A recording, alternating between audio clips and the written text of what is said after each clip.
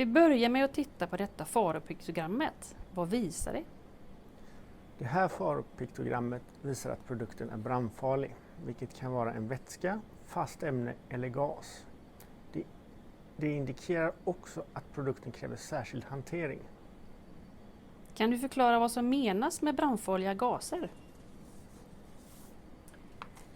Brandfarliga gaser är gaser som kan bilda en antändbar blandning i luft vid rumstemperatur. Vad kännetecknar brandfarliga vätskor? Brandfarliga vätskor har en flampunkt på högst 100 grader. Flampunkten är den lägsta temperatur då en vätska avger ångor som kan antändas i luft. Dessa vätskor bidrar till ett snabbt brandförlopp vid antändning, vilket kan få stora konsekvenser.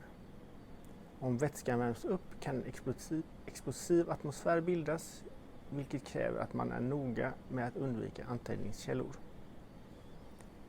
Vad är brandreaktiva varor?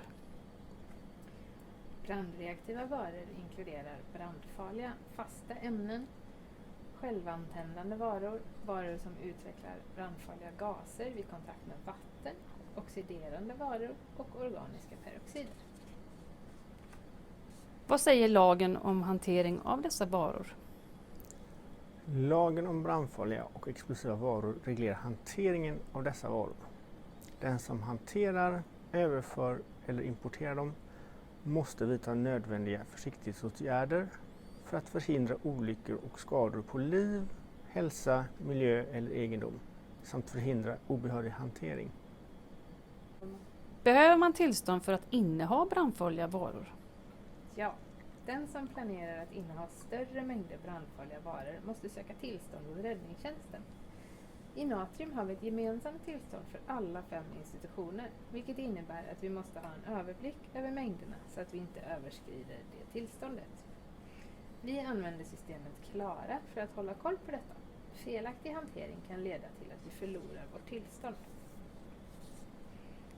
Hur ska brandfarliga kemikalier förvaras? Brandfarliga kemikalier måste förvaras i brandsäkra skåp som är ventilerade.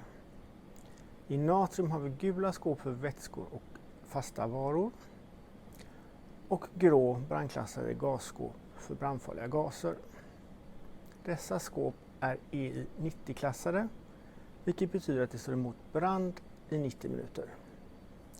Brandfarlig vätska får inte förvaras tillsammans med brandfarlig gas eller lättantändligt material. Finns det regler för hur mycket brandfarlig vara man får ha i laboratoriet? Ja, mängden brandfarlig vara i laboratoriet ska alltid minimeras.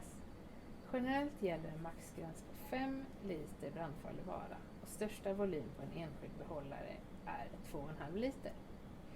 Maxvolymen som är tillåten i labbet står på klassningsplanen vid ingången. Endast den mängd som behövs för dagens arbete får hanteras utanför kemförråd eller kemikalieskåp. Vad är en klassningsplan? Klassningsplanen är en ritning som visar var i laboratoriet man får arbeta med brandfarliga varor, maxmängd som får finnas i rummet och var det kan uppstå en explosiv atmosfär. Där explosiv atmosfär kan uppstå får det inte finnas några antändningskällor. Vad händer om vi inte hanterar brandfarliga varor korrekt? Om vi inte hanterar brandfarliga varor korrekt kan vi förlora vårt tillstånd, vilket skulle påverka alla verksamheter i Natrium.